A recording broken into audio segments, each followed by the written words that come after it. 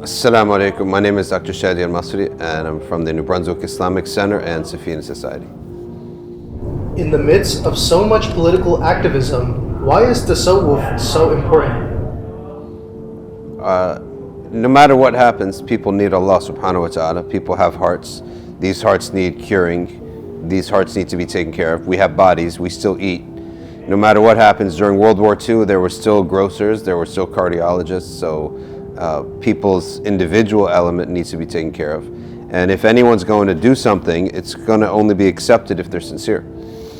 Sincerity's location is the heart. So your heart always needs to be taken care of, regardless of whether it's peacetime or wartime. How does Islam create a balance between a monastic life and a worldly life? So if monastic you mean a worshipful life, then that balance exists by having set times for ibadah and set times for work. So Allah subhanahu wa ta'ala teaches us this by having set times for fasting. Like for example, you can't fast at night. You're fasting obligatory Ramadan and nafl in the day. You can't do tahajjud in the daytime, it's only at night. You can't pray nafilah after fajr. So by doing this, he teaches us to separate our times. So there's a time and a place for everything. So you have to put on different hats at different times. You're going to be a parent at certain hours, you're going to be an employee, you're going to be a business owner at certain hours, and you're going to be an abid at other hours. So that's what is encouraged. And this is why the Byzantines, when they saw the Sahaba, they described them as fursanun bin nahar wa ruhbanun bil layl. They're knights in the daytime and they're monks by night. So everything has a set time and place. Can you tell us what's special about the Maliki Madhab? Well, all of the madahib and all the mujtahid imams, Allah has blessed them with something different that makes them accepted by the ummah and followed by hundreds upon thousands and millions of people. And these madahib, to keep in mind, are only in the differed upon verses and hadiths. There are no madhabs in agreed upon qat'i verses and hadiths. Anyone who differs with that becomes a sect. But in matters in which a verse can be understood in different ways and hadith can be understood in different ways, there are madhahib. No two people are going to agree on what the possible meaning would be. So with that, all the madhahib are special, so we have to specify that. And the Maliki school is unique because the Prophet ﷺ said, "Yushiku an tudrabu akbadul ibad, fala yajiduna aliman a'lama min alim al-Medina." There will come a time people will go out seeking knowledge and they will strike the kidneys or the livers of the animal, meaning the backs of the animal, the side of the animal, to move. That means they're traveling long distances and they will not find anyone more knowledgeable than the scholar of Medina. So just by that hadith alone, Imam Malik is one of the very few people that came after the Sahaba that has a hadith that points to him. Okay. And in terms of the mujtahid imams, perhaps he's the only one. So for that reason alone, his opinions and his knowledge and his conclusions are special. On top of that, he came and studied with 600 teachers. 300 of them were tabi'een and 300 were tabi'i tabi'een. Just by that alone, his chain back to the Sahaba and to the Prophet is very short. And that's one of the reasons why the followers of this school feel that he's most worthy of following. Considering Imam Malik, rahimahullah, included the tradition of the people of Medina in the usul of the madhab, what are the main takeaways from the constitution of Medina for society today? Well, the Constitution of Medina stated that the Muslims and the Jews were subject to protecting the city. Right? And what this Constitution gives us, and it begins a discussion, and there are many other verses and hadith and things that the Prophet did that inform us how a Muslim governs non-Muslims.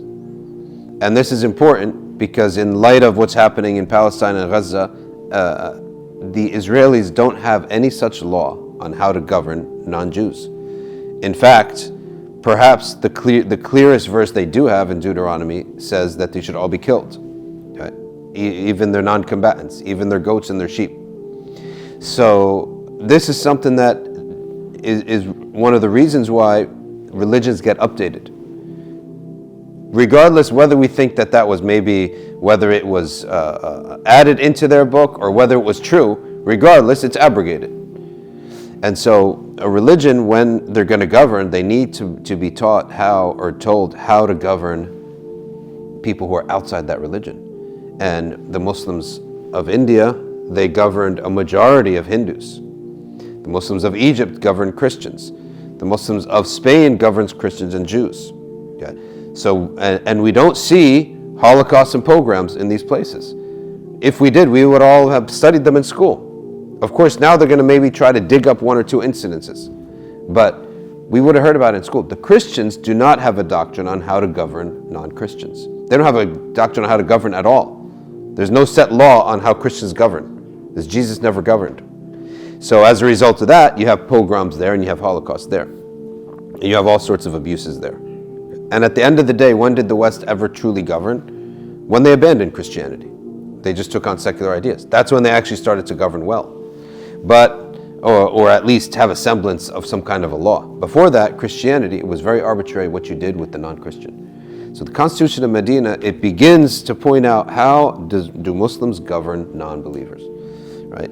And the Ottomans had a great track record with the millet system, in which people were categorized and you followed the law of whatever religion you were. So if you were an Orthodox Christian, you reported back to the Orthodox Christian bishop. If you were Jewish, you reported back. So if you had a squabble between a Jewish couple, the Ottoman didn't get involved. You went to your Jewish court and so on and so forth. So that's where we need to bring out that point, because that's one of the main reasons why all this bloodshed's happening in Gaza. Because their law, their religious law, doesn't give them any guidance how to govern non-believers. Why do classical schools of Aqeedah matter? Well, classical knowledge in general matters, because we get our religion and different questions came up over time, and these questions had to be answered. Be it questions in grammar, they had Kufan schools and Basran schools. Be it questions in fiqh, you have the madhahib, and at one point they were 11 and 7 of them died off. They didn't have followers. And then you have in Aqeedah, you had questions being brought up, and you have questions being brought up now.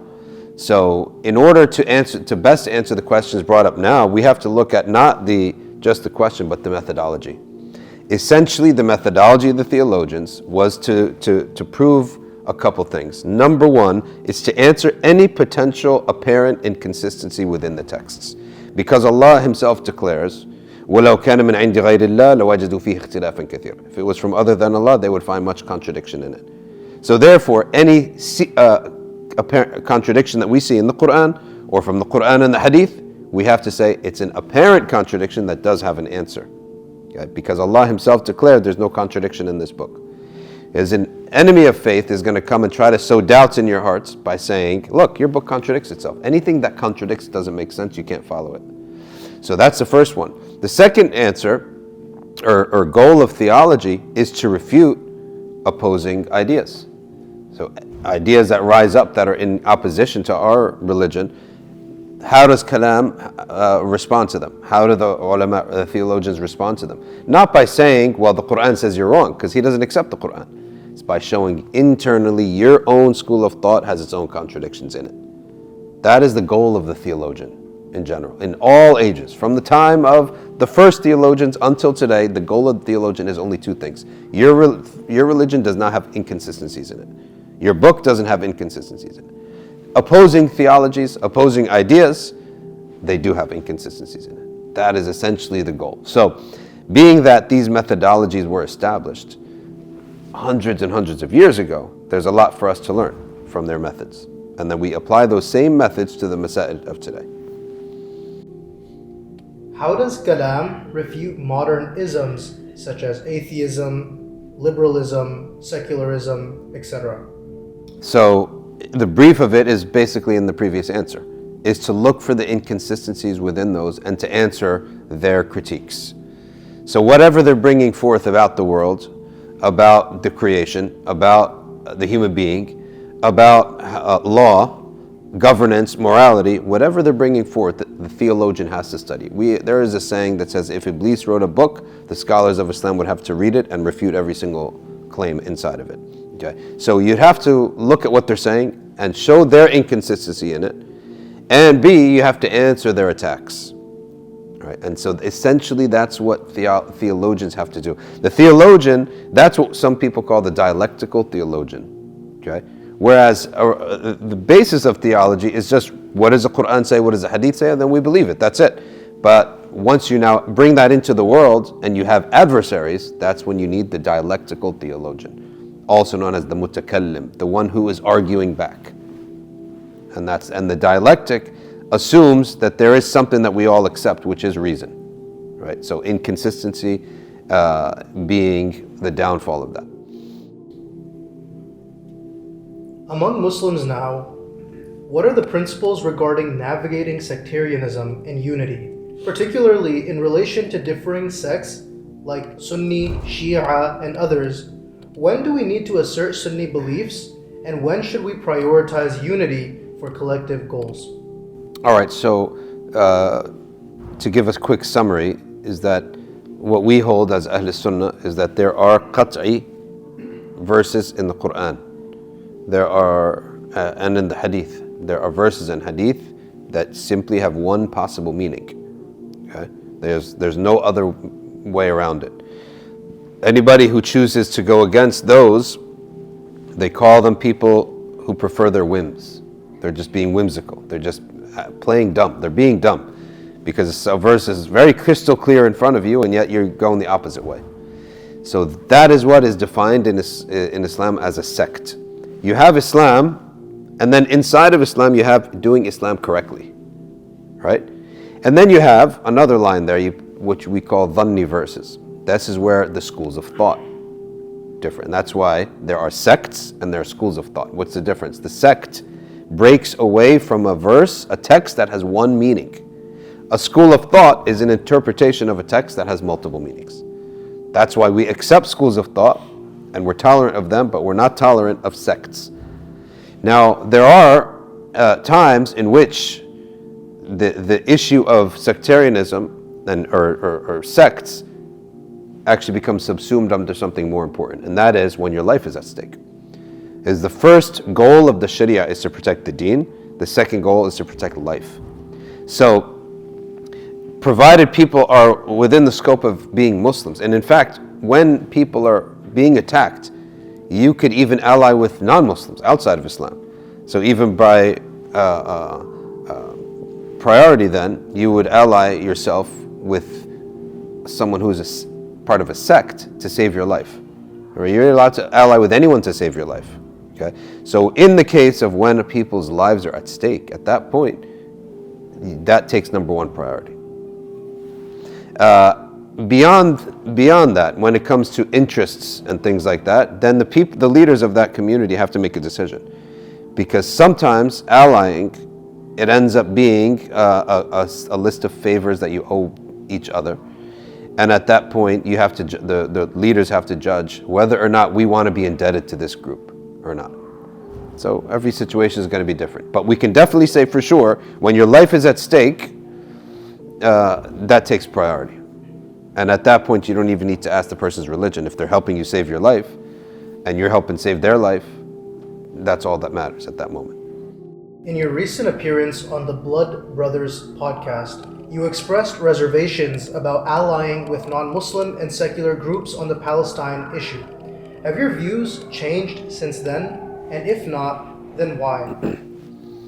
Well, it depends on what kind of allying and what elements of the Palestine issue. If it's literally on the ground fighting, then that's life and death at that point, right?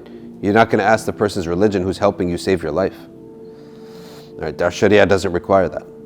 But if it's something else where you're distant from them and your impact is much less and you're not directly affecting someone's life, then really it's up to the leaders of that group and that community to see where's the cost benefit, in this interaction. So when it comes to certain groups, you don't want them around you don't want them around your kids, you don't want them around your community.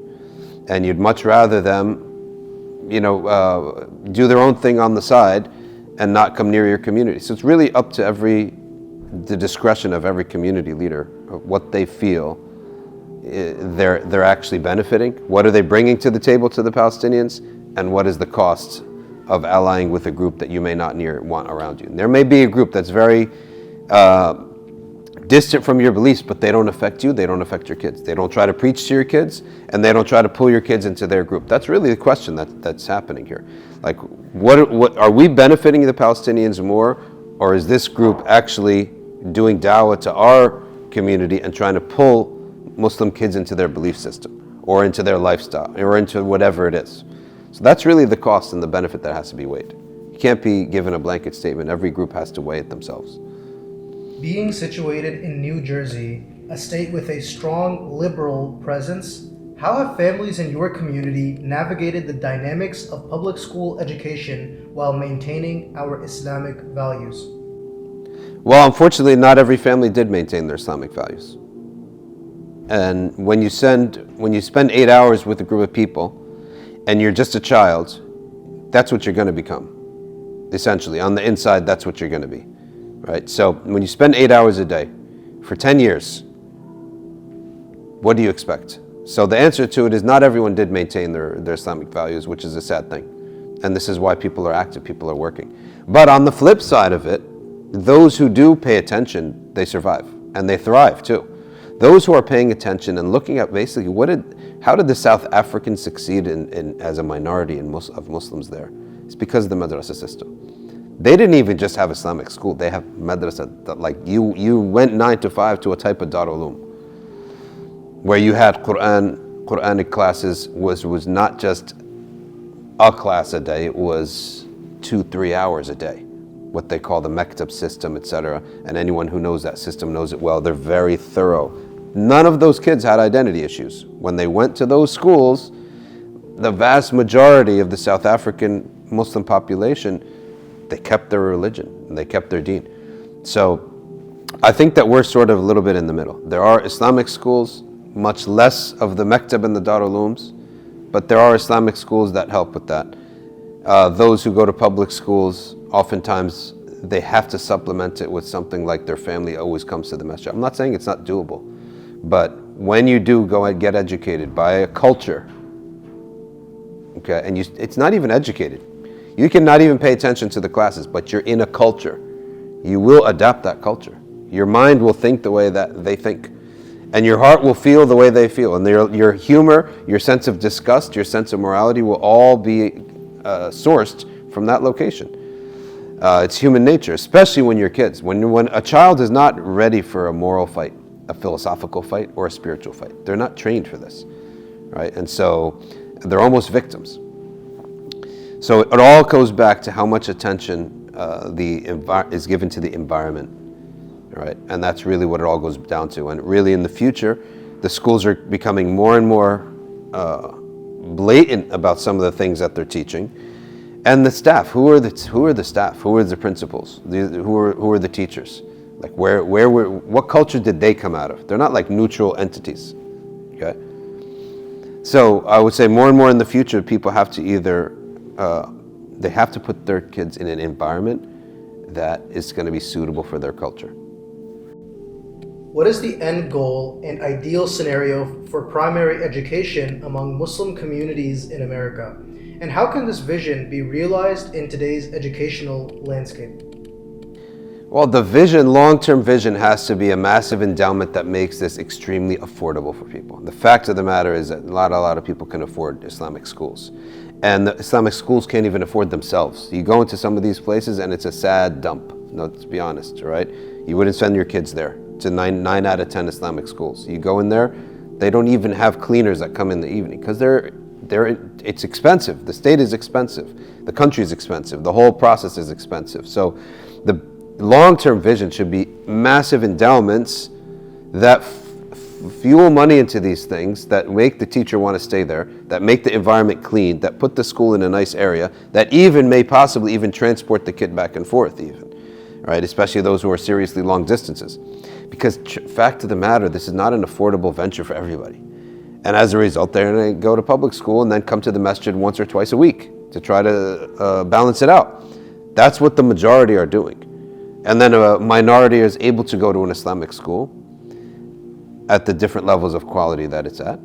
And then a very small minority is going to homeschool. But the long-term vision has to be, I guarantee you, if you had an Islamic school that bused the kids, was very affordable, you could say, and at the same level of quality as the local public school, every single Muslim would send their kid to that school. Like, it's a no-brainer. That's the level that we have to get at. It has to be competitive in its pricing and competitive in its quality and cleanliness and everything else, and having a gym and having a soccer field and all that stuff for those activities, and having a lab and all that stuff. It's got to be competitive. And we have the money to do it. It's just a matter of allocating it. It's just a matter of the top 5% income earners really believing in the idea. And that's really all you need. You're not going to rely on the middle class to do it, right? Their donations, they're barely even scrapping by with the inflation that's going on. It's the top 1%. They could do this on their own. They could fund the whole thing, not straight to funding, but as an endowment that then produces the wealth needed to support all these schools. Thank you for watching. Live 3 times a week at the Nothin But Facts live stream on Safina Society's YouTube channel. And you could take our classes at arcview.org, online classes in fiqh, in Arabic, in Quran, in Hadith, in Aqeedah, arcview.org. Thank you. Assalamu alaikum.